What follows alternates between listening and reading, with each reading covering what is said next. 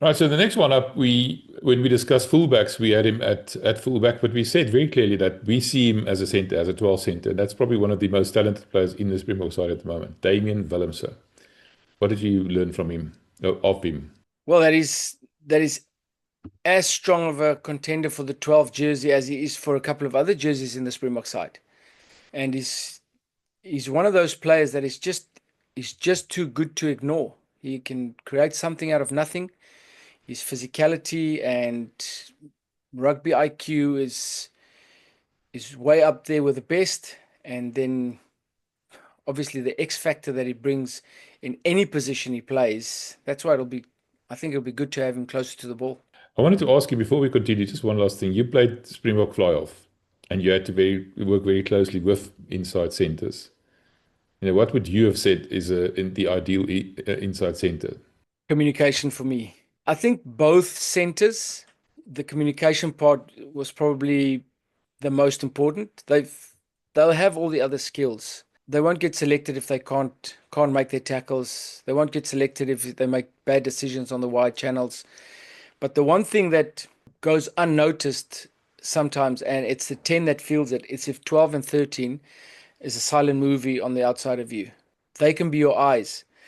If you only have to look at two of the five things that could possibly be on, and they can be your eyes for the rest, I think you'll be able to take a lot more opportunities that other teams would miss. And once the 12 and 13 starts understanding that, and once they start understanding that when they do communicate, they actually get the ball. It's sometimes difficult to get them to shut up, but I prefer that. I prefer them giving me information and I can make the decision rather than me going, all right, let's do this. Hopefully it's the right one because I couldn't see there, but the rest of the stuff's closed. And I used to have a talk with Dopis Lagransi when he was playing 12, when he just started out. Very humble guy, one of the best 12s I played with. And at training, he'd used to go, we'd get around the corner, second or third phase, depending if he was in the launch or not.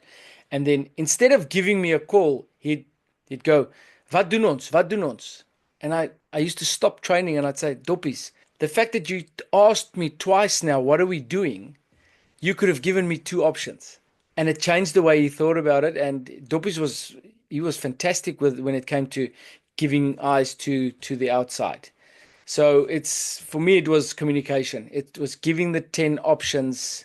And well, we won two World Cups with two tens next to each other. So a 10 will know what he wants, and that's probably why. Right. So with Damian, contact dominance 36 out of 40. He's way up there with the Allende. Attacking creator, I couldn't give him 30. I had him on 30 out of 30, but I gave him 29 out of 30, purely for the fact that he can create so much. And then on the defense organizer and disruptor, 17 out of 20, and then rugby IQ, 9 out of 10. So he's a 91. That's on par with Damian, the Allende. So we're going to have a Damian either way. The one spelled with an E and the other one spelled with an A. Yeah.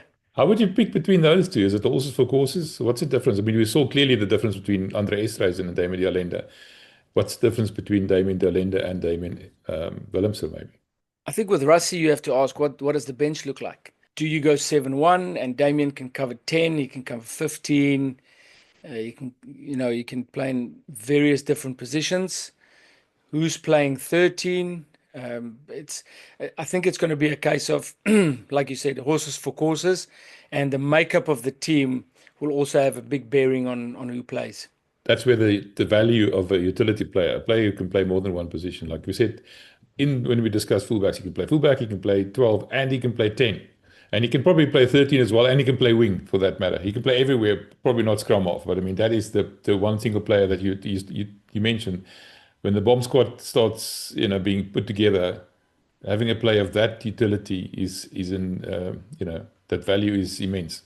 Yes, and the other thing with Willemse maturing into his roles, I think his leadership qualities is also very well founded now. It's something that's important for the team. His confidence shines through the team. Those X factor players are going to get some things wrong at some point. It's going to happen. Sometimes it's rocks and diamonds, but I think Damian is an integral part of this team for various different reasons. And will be for a very long time.